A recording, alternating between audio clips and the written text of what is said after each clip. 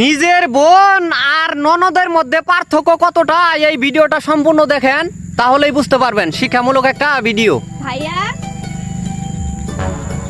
এ কি তুমি? ভাবি তোমাদেরকে সারপ্রাইজ দেওয়ার জন্য না বলেই চলে আসলাম। তোমাদের বাড়ির পাশে যে কলেজ আছে না, ওই কলেজে আমি ভর্তি হয়েছি। তোমাদের এখানে থেকে লেখাপড়া করবো বলে একবারে ব্যাগ ট্যাগ নিয়ে চলে আসছি। কি তুমি এখানে থাকবা? এই তোমাদের কি মনে হয় আমি আমার বাড়িটাকে অনাথ আশ্রম বানায় রাখছি? তোমাদের যখন যার মন চাবে সে তখন চলে আসবে, আর আমি রান্না বান্না করে তোমাদের খাবো। এই তোমাকে কে বলছে এইখানে কলেজে ভর্তি হতে? তুমি তো পারতা গ্রামে কলেজে ভর্তি হতে। আর ভর্তি যখন হয়েছো তুমি যে কোনো একটা হোস্টেল উঠতে পারতা, তার না তুমি দৌড়ে আমার বাড়িতে চলে আসছো। আর শোনো, তুমি এখন চলে যাও, তোমার ভাইয়া যেন তোমার মুখটা না দেখে। কি ব্যাপার, তুমি যাচ্ছ না কেন? যাও। ও আপনি তুই? হ্যাঁ, তোমার বোন চলে আসছে।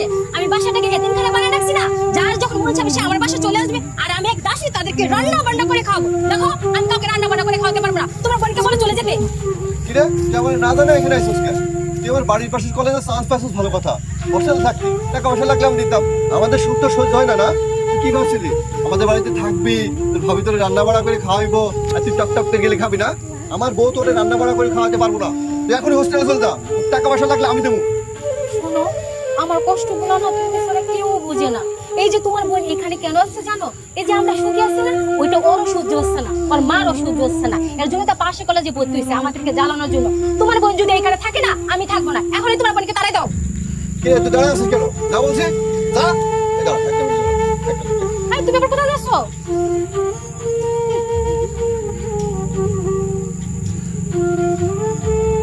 কি ব্যাপার, তুমি আমার বোনকে কেন এখানে আনলা? তোমরা এক্ষুনি আমার বাসা থেকে বেরিয়ে যাও। তোমার ভিতরে কি কোনো মনুষ্যত্ব আছে? তোমার বোন 2 বছর যাবত আমার বাসায় থেকে পড়াশোনা করতেছে। আমি কি তোমাকে কিছু বলছি?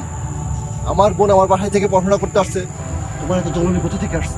আরে তোমার বোনকে আমি নিজের বোনের মতো করে দেখছি, তুমি কেন আমার বোনকে নিজের বোনের মতো করে দেখতে পারলে না? তোমার ভিতরে কি আসলে কোনো মনুষ্যত্ব আছে? তোমার মতো মহিলার সাথে আমার সংসার করা সম্ভব না। তুমি এক্ষুনি আমার বাসা থেকে বেরিয়ে যাও, যা বলছি।